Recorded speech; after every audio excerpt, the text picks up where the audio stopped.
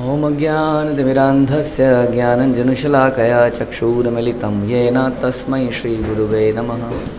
श्रीचैतन्यमनोभीष्टं स्थापितं येन भूतले स्वयं रूपः कदा मह्यं ददाति स्वपदान्तिकं। वन्देऽहं श्रीगुरौ श्रीयुतापदकमलं श्रीगुरून् वैष्णवांश्च श्रीरूपं साग्रजातं सहगण रघुनाथान्वितं तं सजीवं साद्वैतं सावधूतं परिजन सहितं कृष्ण चैतन्य देवं श्रीराधाकृष्णपादान् सहगण ललिता श्रीविशाखान्वितांश्च। हे कृष्ण करुणा सिंधु दीनबंधु जगतपते गोपेश गोपिका कांत राधा कांत नमस्तुते। तप्त कांचन गौरांगी राधे वृंदावनेश्वरी विश्वभानुसुते देवी प्रणमामि हरिप्रिये। वाञ्छाकल्पतरुभ्यश्च कृपा सिन्धुभ्येव च पतितानां पावनेभ्यो वैष्णवेभ्यो नमो नमः। जय श्री कृष्ण चैतन्य प्रभु नित्यानंद श्री अद्वैत गदाधर शिवासादि गौर भक्तवृंद। हरे कृष्णा कृष्णा कृष्णा हरे हरे, हरे राम राम राम हरे हरे। नमो विष्णुपादाय कृष्णप्रेष्ठाय भूतले श्रीमते भक्तिवेदांत स्वामिन्निति नामिने। नमस्ते सारस्वते देवे गौरवाणी प्रचारिणे निर्विशेष शून्यवादी पाश्चात्य देश तारिणे।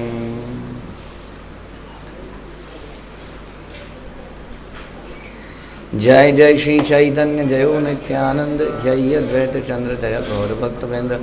जय जय श्री चैतन्य जयो नित्यानंद जय अद्वैत चंद्र जय गौर भक्तवृंद। जय जय श्री चैतन्य जयो नित्यानंद जय अद्वैत चंद्र जय गौर भक्तवृंद। श्री चैतन्य भागवत आदि खंड पार्ट 3 चैप्टर 14.117। साध्य साधन तत्व निरूपित नारे हे न जन नाही तथा जिज्ञासी वे याने। वे जीवन के लक्ष्य और उसे प्राप्त करने के साधनों को लेकर भ्रमित थे। साथ ही उन्हें कोई ऐसा व्यक्ति नहीं मिल रहा था जो उनके इस संदेह को दूर कर सके। तपन मिश्र की बात कर रहे हैं। तपन मिश्र भगवान चैतन्य महाप्रभु बांग्लादेश से नवद्वीप वापस आने की तैयारी में है। इधर लक्ष्मी देवी जा चुकी हैं धाम में वापस, और जब भगवान आने की तैयारी कर रहे हैं तब वहाँ पर एक तपन मिश्र नामक ब्राह्मण आए जिनको जीवन में कुछ जिज्ञासाएँ हैं। जिनकी जिज्ञासाएँ कैसी हैं? ब्रह्म जिज्ञासाएँ। उनके संदेह हैं। संदेह हमारे भी बहुत सारे हैं। सवेरे सवेरे न्यूज़पेपर पढ़ के हम बहुत सारे संदेह दूर करते हैं, और latest news TV channel mobile में देख के संदेह दूर करते हैं। तो संसार में भी बहुत संदेह हैं। तो संदेह करना मनुष्य का नेचर है, मतलब जिज्ञासा करना। जानवर जिज्ञासा नहीं करते हैं, मनुष्य जिज्ञासा करता है। लेकिन जानवर भी देखा जाए तो जिज्ञासा करता है। जानवर सूंघ सूंघ के अपने खाने को ढूंढता है। देखा आपने? कौन सूंघ सूंघ के कर ढूंढता है? चूहा, चींटी, कुत्ता, है कि नहीं? क्या ढूंढते हैं वो? खाना ढूंढते हैं, भोजन ढूंढते हैं। तो इस प्रकार से उनकी भी जिज्ञासा सवेरे सवेरे चालू हो जाती है। जैसे जब भी जो उठता है, कोई रात को जगा रहता है तो उसकी जिज्ञासा रात को रहती है। क्या रहती है? कहाँ मिलेगा बढ़िया खाना। तो ऐसे ही मनुष्य की जिज्ञासाएं भी हैं, और मनुष्य भी जिज्ञासा मरता है कहाँ मिलेगा बढ़िया होटल, कहाँ मिलेंगे बढ़िया टिक्की गोलगप्पे, नहीं कहाँ मिलेगा बढ़िया हलवा, कहाँ मिलेगा बढ़िया पॉपकॉर्न, कहाँ मिलेगी बढ़िया मूवी। है सच बोल रहे हैं झूठ बोल रहे हैं? ऐसा मनुष्य करता है कि नहीं प्रभु जी? नहीं। अब इसी जब मनुष्य इस चीज़ों को ढूंढता है तो इकोनॉमिक्स का कोई स्टूडेंट नहीं है ना, तो जब किसी चीज़ की डिमांड बढ़ती है तो क्या होता है? सप्लाई बढ़ती है। आपको समझ में आया इतने सारे मॉल्स क्यों खुले हुए हैं जगह जगह पर? क्योंकि जिज्ञासा है कहाँ मिलेगा, कहाँ मिलेगा। वो बोलते हैं यहाँ मिलेगा, यहाँ मिलेगा। तो हर गली में एक ऐसी जगह खोली गई है जहाँ पर खाने पीने का बंदोबस्त भी है, पिक्चर विक्चर का भी बंदोबस्त भी है, झूले। हम बोलते हैं डूले डूले गौरा चांद, बोलते हैं झूले झूले हम और तुम। नहीं बताइए जी। जाते मन नहीं करता इन झूलों में हम झूल लें, और हैं करता है ना। हाँ, खाने पीने की जगह भी है, उसके बाद कपड़े खरीदने की जगह भी है, राशन भी खरीदने की जगह है, मतलब सब कुछ। वो कलयुग के मंदिर है, यहाँ सब कुछ मिलता है। क्या? कौन से कलयुग मंदिर? कलयुग के मंदिर कौन है? राधा पार्षदी, राधा गोविंद, मॉल्स। ये जो मॉल्स हैं क्या है? कलयुग के यहाँ इंसान की सारी ज़रूरतें पूरी होती हैं, तृप्त हो जाता है कि नहीं? तो ये हमारी जिज्ञासा है, तो हमारी जिज्ञासा को दूर करते हुए ये सारी वस्तुएं अवेलेबल। ध्यान रखिए, इसलिए हम कहते हैं कि अगर ढोंगी गुरु हैं तो इसका मतलब ढोंगी गुरुओं की डिमांड है, इसलिए सप्लाई है। ढोंगी गुरु की डिमांड क्यों है बताइए? क्योंकि बड़ी जिज्ञासा है लोगों के अंदर, क्या करने की? यही भोगने की। इसलिए वो इन गुरुओं से पूछते हैं कैसे गुरुजी मेरा बिजनेस कैसे चलेगा बताइए। और उसको गुरुजी मानते हैं सच में लोग। कोई बताता है उनका कहता है ये हमारा जो प्रोफेशन है, जो मैं बिजनेस कर रहा हूँ या कर रही हूँ, ये हमारे गुरुजी ने प्रेस्क्राइब किया था। और कुछ बताया था उन्होंने? जीवन का उद्देश्य, पर्पस नहीं, उन्हीं की वजह से तो आज हम चल रहे हैं, ये घर उन्हीं की वजह से चल रहा है, क्योंकि दाल रोटी वहीं से आ रही है। हाँ, गुरु कृपा है सच में, seriously people think like that. और इसीलिए इतने सारे इस प्रकार के गुरु हैं जिनकी सेवा हो रही है, पूजा हो रही है। कभी किसी उन्होंने ये नहीं बताया अपने शिष्यों को कि जीवन का पर्पस क्या है, लेकिन हाँ बरकत करी उन्होंने, आशीर्वाद दिए उन्होंने बहुत सारे। आपके जीवन में भी थे ऐसे गुरु? हमें तो बहुत सारे लोग आके बताते हैं हाँ जी, कईयों तो उनकी अटैचमेंट छूटती नहीं है उनसे, क्योंकि उन्होंने, उनकी वजह से ही आज मेरा परिवार चल रहा है। बड़ी परिवार चलेगा नहीं हमेशा, जिनकी वजह से चल रहा है। ना तो वो रहेंगे, ना ये परिवार रहेगा, ना हम रहेंगे। और उसके बारे में कोई चर्चा, कोई जिज्ञासा, कोई इंक्वायरी हम नहीं कर रहे हैं। हम इंक्वायरी करते हैं छुट्टियां कब पड़ेंगी, स्कूल कब खत्म होगा, आज क्या बनाया है, कल क्या बनाओगे, हैं? पेपर कब खत्म होगा, पेपर का क्वेश्चन लीक हो सकता है क्या, जिज्ञासा। बहुत सारी जिज्ञासा। और कुछ बताओगे आप लोग जिज्ञासा हैं? हाँ, हम थोड़ा देर तक सो सकते हैं कि आज प्रभु जी स्विमिंग पूल कब जाएंगे, जिज्ञासा है, सारी जिज्ञासा ही तो है। नहीं, खेलने को कब मिलेगा, पूरा करो ना सेंटेंस। खेलने को कब मिलेगा, जिज्ञासा। तो तपन मिश्र की भी जिज्ञासा थी, जीव गोस्वामी की भी जिज्ञासा थी। ये जिज्ञासा क्या कहते हैं हम इनको? ब्रह्म जिज्ञासा। ब्रह्म जिज्ञासा कैसी है, एग्जाम्पल बताइए जी जिज्ञासाओं का। सही जिज्ञासा क्या होनी चाहिए हमारी? कैसे हम भगवान की भक्ति करें, भगवान को प्राप्त करें, भगवान कौन है, मैं कौन हूँ, मैं इतना दुखी क्यों हूँ, क्या वास्तव में अपने पड़ोसी, अपने टीचर, अपनी मम्मी, अपने पापा, अपने भाई की वजह से दुखी हूँ, या अपनी ही वजह से दुखी हूँ, अपने ही कर्मों से दुखी हूँ? मैं दुखी क्यों, मैं मरता क्यों? मरना चाहिए हमें, मरना चाहिए, लेकिन मरते हैं कि नहीं? मरना चाहिए हमें? नहीं मरना चाहिए। लेकिन कभी पूछा है कि हम मरते क्यों हैं? वही सारे लोग मरते हैं, इसमें क्या है? सारे लोग मरते हैं तो मैं ही मर जाऊँ एक दिन, लेकिन उससे पहले खूब मज़े कर लूँ। तो इस प्रकार से हमारी सोच है। तो जीवन के लक्ष्य और उसे प्राप्त करने के साधनों को लेकर भ्रमित थे वो। अब कोई व्यक्ति नहीं मिल रहा था कि जो इनके संदेह को दूर करे। तो भगवान के पास पहुँचे। निज इष्ट मंत्र सदा जपे रात्रि दिने, सोयास्ती ना हिक चित्ते साधनांग बिने। वे रात दिन अपने इष्ट मंत्र का जप तो करते थे, लेकिन क्योंकि वे भक्ति के अन्य आवश्यक अंगों का पालन नहीं कर रहे थे, इसलिए उनके मन में शांति नहीं आ रही थी। मंत्र जाप तो कर रहे थे। हम लोग कर रहे हैं ना मंत्र जाप, सब हम लोग भी मंत्र जाप कर रहे हैं, हरे कृष्ण महामंत्र का जाप कर रहे हैं, लेकिन क्या कर रहे हैं? भक्ति के अन्य आवश्यक अंग नहीं कर रहे हैं। पहली बात तो जप भी नहीं कर रहे हैं ठीक से, वही समस्या है। अन्य आवश्यक अंग बताइए जी, भक्ति के और कौन से आवश्यक अंग हैं बताइए? श्रावण, श्रावण में श्रावण का महीना, श्रावण मतलब श्रावण का महीना, सुनना, गाने सुनना मतलब है? भगवान के बारे में सुनना। और क्या है जी? कीर्तन। ओके, और स्मरण, भगवत गीता पढ़ना, चैंटिंग, सेवा, रीडिंग।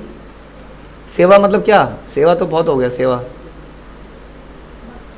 भक्तों की सेवा। ओके, अनुकूल सेवा,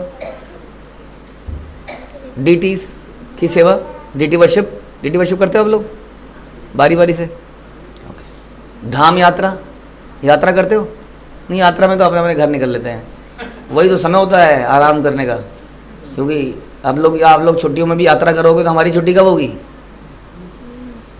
ध्यान रखना, बड़े होके कोई नहीं घुमाएगा। इधर से एक बच्चा टंगा होगा, इधर से एक बच्चा टंगा होगा, उधर पत्नी सर पे टंगी होगी। जो घूमोगे अभी घूम लोगे हमारे साथ, फिर नहीं देख पाओगे ज़िंदगी में कुछ कभी। इसलिए धाम यात्राएं भक्ति का महत्वपूर्ण अंग है।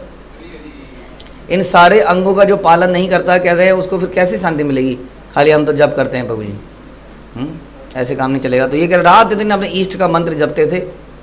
भाविते चिंतिते एक दिन रात ऋषेशे, सुसव वप्न देखिला द्विजन निज भाग्यवशे, सम्मुखे आसीया एक देव मूर्तिमान, ब्राह्मण एरा कहे गुप्त चरित्राख्यान।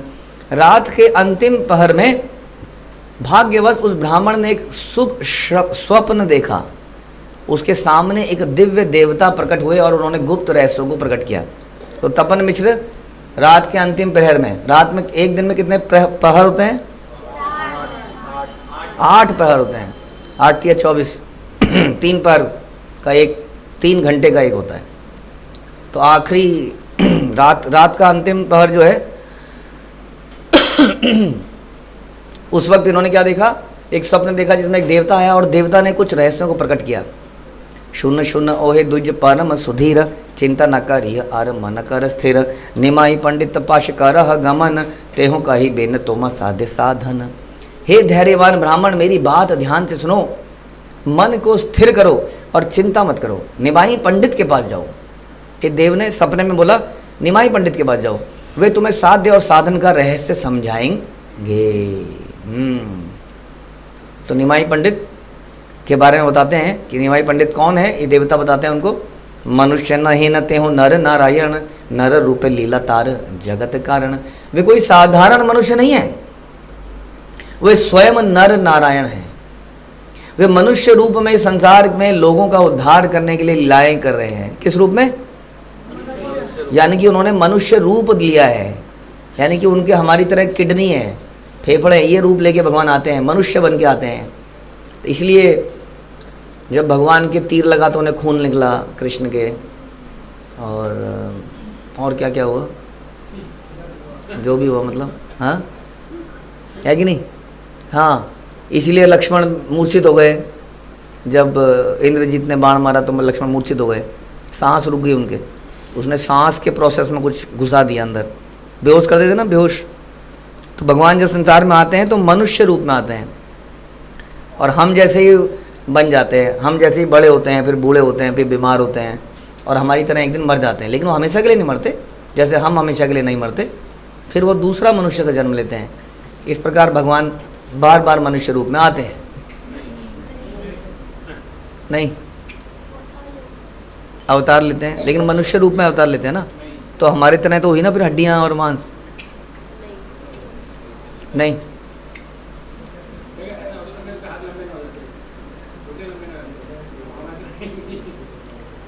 तो भगवान जब संसार में आते हैं तो मनुष्य, हम एक्चुअली में भगवान जैसे बनाए गए हैं। भगवान हमारे जैसे रूप थोड़ी लेते हैं, देखा जाए तो। भगवान जैसे गोविंद कृष्ण के रूप में आते हैं नहीं, तो भगवान वो रूप बनाते हैं। ये हम कई बार चर्चा कर चुके हैं, बनाते हैं, उसी रूप में वो हैं और उसी रूप को लेके आते हैं। और हम क्या समझते हैं? अजानंतो माम मूढ़ा, क्या करते हैं? मानुष्यम तनुम आश्रितम, मुझे मनुष्य मानते हैं, लेकिन वो क्या है? मूर्ख हैं वो लोग। मैं मनुष्य हूं नहीं, ऐसा मानते हैं कि ये भी हमारे जैसा है, ऐसा उन्हें लगता है। इसलिए वो क्या कहते हैं कि ये भगवान नहीं हो सकता, क्योंकि तो हमारे जैसा है। अरे हमारे जैसा होता तो गोवर्धन पर्वत को कैसे उठा लेता भाई? हमारे जैसा दिखता है नहीं। अब भगवान ने गोवर्धन उठाया तो बालक ही तो थे तो उस वक्त, कितने साल के थे? 7 ईयर्स। और ऐसा हमने सुनते नहीं कि 7 ईयर्स में कुछ बहुत ही स्पेशल मसल्स उनकी थी, मैंने कोई ऐसा सुनते नहीं है ज़्यादा, बालक जैसे ही दिखते थे। लेकिन उन्होंने क्या उठाया? गोवर्धन उठाया। तो इसका मतलब मनुष्य हमें लगते हैं, मनुष्य है नहीं हो, हमें लगता है ऐसा, समझ में आया? तो कह रहे हैं कोई साधारण मनुष्य नहीं है, वो स्वयं नर नारायण है। मनुष्य तहि न तेहो नर नारायण, नर रूपे लीला तारा जगत कारण। वे मनुष्य रूप में संसार में लोगों का उद्धार करने के लिए लीलाएं कर रहे हैं। यहाँ पर आके वो थोड़ा समय बिताते हैं। जब वो समय बिताते हैं तो कुछ कुछ एक्टिविटीज़ होती हैं, वो एक्टिविटीज़ को हम क्या कहते हैं? लीलाएं कहते हैं, क्योंकि बड़ी मनभावक होती हैं। वो होती हैं, सुनिए आप लोगों ने भगवान की लीलाएं। कोई लीला बताइए। शेष, जोर से बोलो। गोवर्धन लीला है, पूतना लीला, कालिया लीला, अगासुर, अजगर अगासुर, हाँ जी लीला, बकासुर, हैं, व्योमासुर, केशिसुर, कंस, अरिष्टासुर, है, बलवासुर। बलवा क्या है? बहुला। बहुला सुर तो नहीं है, वो तो गाय थी। बहुला गाय थी, हैं? दामोदर लीला,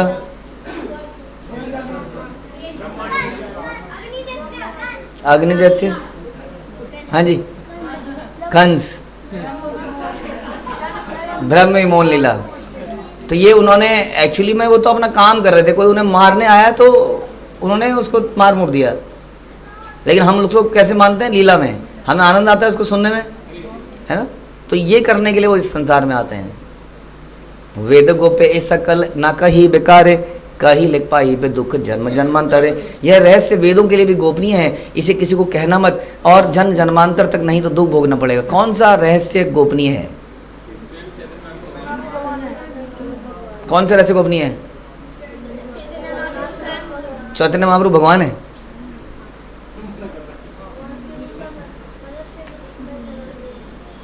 तो भगवान है चैतन्य महाप्रभु हैं? कैसे कह सकते हो आप भगवान है? बताइए।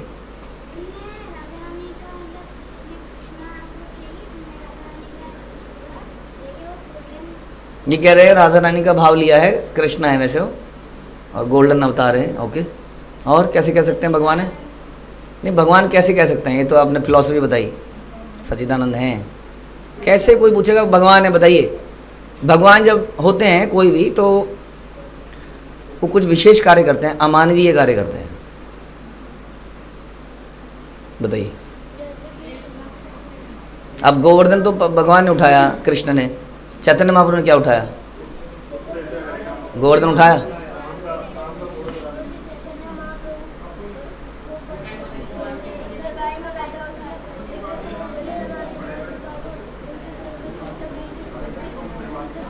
ना ना ना ना, ऐसा कुछ कार्य। हाँ जी प्रभु जी।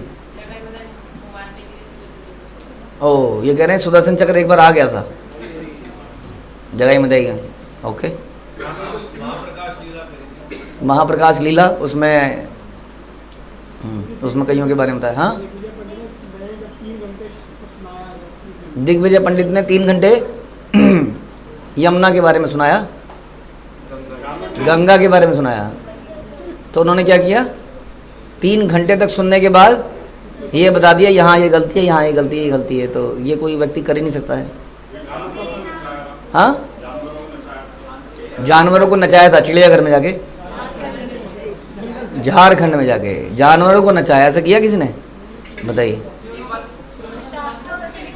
चोर उनको चोरी करने ले गए, माना यहाँ से उठा के आपको दिल्ली ले गए, और चोरों को ऐसा घुमाया कि वो पूरी दिल्ली घूमते हुए दोबारा से यहीं पर आके छोड़ के चले गए।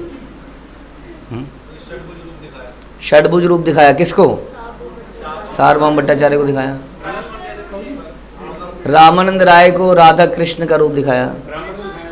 एक ब्राह्मण को जो उनके लिए भोग बनाने आया था, उसको अपना इटर्नल रूप दिखाया। भगवान के शरीर में दिव्य चिन्ह होते हैं। इनके शरीर में दिव्य चिन्ह थे, इसका कोई एग्जाम्पल? जब वो चलते थे तो सची माता कहती थी ये घर में निशान कहाँ से आ गए। कौस्तुभ मणि तो नहीं पहनते थे बेटे, वो तो कौस्तुभ मणि तो नहीं पहनते, तो उनके चरणों के चिन्ह पड़ जाते थे घर में जगह जगह, जैसे उनके चरणों में चिन्ह, हमारे नहीं है। और शास्त्रों में लिखा है, किसी शास्त्र में लिखा है चैतन्य महाप्रभु भगवान है? भागवतम में लिखा है, लिखा है, लिखा है, भागवतम में लिखा है और कई सारों में लिखा है। ये भी हम आपके श्लोका वाले में डाल देंगे। डला हुआ है? वाह, 8th क्लास के बच्चे नहीं हैं? दैविक प्रभु बता ही नहीं रहे हैं। पद्म पुराण में लिखा है, और किस किस में लिखा है भाई इतना बता दो। श्लोक नहीं पूछ रहे हम आपसे, जोर से जोर से। गरुड़ पुराण में लिखा है भैया, मेरे को भी देखना पड़ेगा क्योंकि लिखा तो कईयों में है, कईयों में लिखा हुआ है। ओके ठीक है जी। तरल बन जाते थे वो, घर में, घर के अंदर बंद थे, घर के ताला लगा हुआ था, उसकी उसमें से ही निकल के बाहर निकल गए उसमें से, और समुद्र में चले गए और समुद्र में डूब गए, और डूब के उनका शरीर कई फुटा लंबा हो गया, और उनका शरीर में ये हड्डी जो है, ये दोनों हड्डियों में गैप हो जाता था और खुल जाते थे जोड़, और जोड़ ऐसे लटकते थे, ऐसे अलग अलग हो गए। ये तो जुड़ के लटे, अलग अलग हो गए, खाल है बीच में, बस ऐसा हो जाता था शरीर। कोड़ उनको गले में लगाया तो उनका कोड़ दूर हो गया। तो ऐसे बहुत सारी लीलाएं चैतन्य महाप्रभु ने करी। अंतर्धान हिला देव ब्राह्मण जागीला, सुस्वप्न देखिया विप्र कांदिते लागिला। जैसे ही देवता अंतर्ध्यान हो गए, सपने में जो देवता आए थे वो अब गायब हो गए, और ब्राह्मण की नींद खुल गई, और वो सपना देख के रोने लगे, और उन्होंने बोला अहो भाग्य मानी मुना पुना चेतन पाइया, से ही क्षण चली लेना प्रभु ध्येया आइया। अपने अचेतन भाव से बाहर आकर उन्होंने कहा क्या सौभाग्य है। फिर वह तुरंत प्रभु के दर्शन के लिए निकल पड़े। बसिया छेन यथा श्री गौर सुंदर, शिष्य गण सहित परम मनोहर। आसिया पड़ीला विप्र प्रभुर चरण, योड़ हस्ते दांडा इला सवार सदन। जब मोहक श्री गौर सुंदर पद्मावती नदी के तट पर अपने शिष्यों के साथ विराजमान थे, तब तपन मिश्र वहां पर आ गए और उनके चरणों पर गिर पड़े। किसके पिताजी थे ये? रघुनंदन ठाकुर, रघुनाथ भट्ट गोस्वामी। फिर वे हाथ जोड़कर सभी के समक्ष खड़े हो गए। विप्र बले आमिद आती दीन ही न जन, कृपा दृष्टि कर मोर संसार मोचन। ब्राह्मण ने कहा मैं बड़ा दीन हूँ, मैं बड़ा हीन हूँ, यानी कि मैं क्या हूँ? जैसे हम किसी से मिलते हैं तो हम कहते हैं कि मैं ये डिग्री होल्डर हूँ, मैं ग्रेजुएट हूँ, मैं पोस्ट ग्रेजुएट हूँ, मैं MBA हूँ, मैं फाइनेंस में हूँ, मैं CA हूँ, मैं इंजीनियर हूँ, मैं डॉक्टर हूँ। हेलो डॉक्टर, इस तरह से बोलते हैं कि नहीं? लेकिन हमारे आचार्य कैसे बोलते हैं? मैं बड़ा दीन हूँ, मैं बड़ा हीन भी हूँ। अब सामने वाला इस पर बिलीव ही कर ले, हाँ? तो बिलीव कराने के लिए तो बोलते हैं नहीं। अब हम कई बार हीन बोले अपने आप को, माना आप किसी घर में जाओ, बोले मैं बहुत हीन हूँ प्रभु जी। वो अंदर से वो एक स्टोर में पड़ा होता है गिलास कांच का, पहले करते थे हमारे ज़माने में, उसको घर के बर्तन नहीं देते थे, अलग से कुछ बर्तन रखा हुआ है, उसमें धूल मिट्टी भी चिपकी है, वो कांच के गिलास में पानी लाए, ये लो प्रभु जी आपको ऐसे पानी दे दे। वो फिर क्या करोगे आप? हाँ बोले भैया हीन तो बोला जाता है ऐसे, तो बोलते हैं हीन है, मतलब थोड़ी हीन है, ब्राह्मण है भैया, तुमसे ज़्यादा शुद्ध ब्राह्मण होंगे हम। और तुमने बोला मैं हीन हूँ। जैसे कल कोई बता रहा था कि हम गए थे पहाड़ में, उनसे पूछा तुम्हारा गोत्र क्या है, तो उन्होंने बोला अछूत। ऐसे तुम अछूत हो? और नहीं अछूत है ना, अछूत ही तो हो। वो डर गई लेडी कि अछूत घर में आ गए। उन्होंने क्या बोला था? अच्युत है, और उनको लगा क्या लगा कि अछूत है। तो अछूत मान लेगा तो दिक्कत है हमें, लेकिन बोलने को तो हम जानते ही है, बोलना कैसे बोलते हैं। आमी बड़ा दीन, आमी बड़ा हीन। समझ में आ रहा है? अत्यंत दीन हूँ, अत्यंत हीन प्राणी हूँ। हमारे आचार्य भी ऐसा बोलते थे, तो ऐसा कैसे साबित हो सकता है कि आचार्य इस बात को मानते भी थे? या वो भी सिर्फ बोलने के लिए बोलते थे आचार्य लोग? सनातन गोस्वामी जगन्नाथपुरी मंदिर में घुसते नहीं थे कि मैं हीन हूँ, कोई मुझे टच कर लेगा तो अपवित्र हो जाएगा, बताइए। रघुनाथ गोस्वामी, सनातन गोस्वामी, रूप गोस्वामी, ये लोग जाते ही नहीं थे अंदर, अलग अलग रहते थे, दूर दूर रहते थे, पड़े रहते थे। हरिदास ठाकुर बिल्कुल नहीं जाते थे वहाँ पर कि मेरी दृष्टि पड़ते ही वैष्णव अपवित्र हो जाएंगे।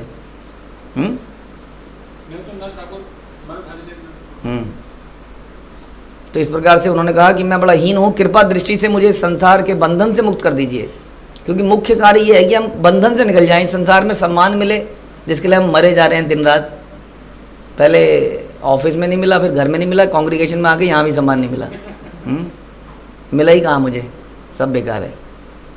और ये कह रहे हैं कि मुख्य कार्य ये नहीं है कि सम्मान मिले, मुख्य कार्य क्या है, यहाँ से छूट पाएँ किसी तरीके से, फंस गए यहाँ पर। साध्य साधन तत्व किछु न जानी, कृपा करी आमा प्रति कहिबा आपनी। मैं जीवन के लक्ष्य के बारे में जानता ही नहीं हूँ, कैसे साधन करना है, कैसे निकलना है, कुछ नहीं जानता हूँ। कृपा मुझ पर कृपा करें और मुझे ये समझाएं कि जीवन का लक्ष्य क्या है। हाँ जी, जीवन का लक्ष्य क्या है? लक्ष्य का साबुन लगाना? क्या है जीवन का लक्ष्य आपके हिसाब से? सॉरी प्रभु, बताइए। भगवान की भक्ति करना, पक्की बात है ये, हैं? भक्तों की सेवा करना, धाम में चले जाना। ओके, तो ऐसा उन्होंने पूछा। विषय आदि सुख मोरे चित्ते ना ही भाए, खींचे किसे जोड़ा ये बे प्राण कह दयामय।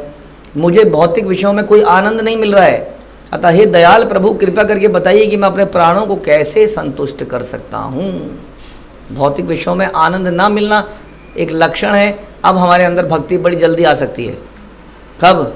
जब हमें भौतिक विषयों में आनंद मिलना बंद हो जाए। क्या करेंगे पिक्चर देख के, क्या करेंगे होटल में खा के, क्या करेंगे कपड़े बार बार नए नए पहन के, तो समझ लीजिए क्या हो रहा है, now devotion is starting, otherwise नहीं। ठीक है जी, समझ में आया? कैसे पता चलेगा? जब आप समय मिलते ही लाइब्रेरी की एक पुस्तक निकालोगे। कितने लोग हैं जिन्होंने क्लास में से, लाइब्रेरी में से किताबें निकाल के पढ़ते हैं, जो खाली पीरियड में? सन्नाटा। तो जब खाली पीरियड में हमारा मन करता है खेलने का, कूदने का, और जब हमारा मन करेगा उस चीज़ से वैराग्य, क्या करेंगे ये सब करके, इससे अच्छा प्रभुपाद के ग्रंथों को पढ़ते हैं, तब समझना अब भक्ति स्टार्ट हो रही है। तो ऐसा इन्होंने प्रश्न पूछा कि क्या मैं करूं, मुझे साधन बताइए, कैसे मैं अपने को प्राणों को संतुष्ट करूं। बड़ी विनम्रता से उन्होंने भगवान को प्रणाम किया और ये सब प्रश्न पूछे। और अब जो है प्रभु चैतन्य महाप्रभु उसको उनको आंसर करेंगे, जिसको हम अगले प्रवचन में सुनेंगे। हरे कृष्णा। श्रील प्रभुपाद की जय। श्री चैतन्य भागवत की